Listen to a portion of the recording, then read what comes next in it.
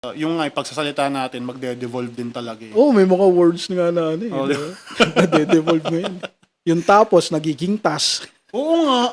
Mga bata mo. Oo. Ito nga, pet peeve ko to eh, no? Oo. Kapag meron kasing, di ba, nagsimula yung salitang compadre, di ba? Oo. O, yung salita, naging simula yung salita sa compadre.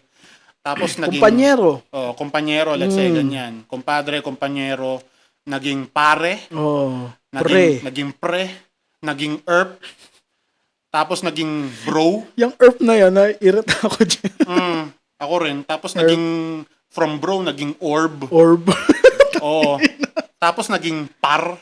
Ayan, par. Tapos naging gar. Oo. Pero yung pinakamalala ko talagang narinig, Alin? para yung term na para sa kaibigan, Oo. plar.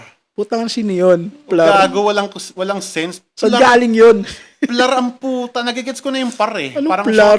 Parang shortcut ng pare, naging plar. Ang inang yan. Anong next? May dagdag lang, ganun. Oo, di O ba? repa, meron pa, repa.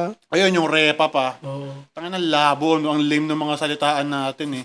Parang, Paano siya yun, no? Pa-devolve ng pa-devolve. oo nga, naghahanap kasi lagi tayo ng shortcuts eh. Oo. Sa mga salitaan natin.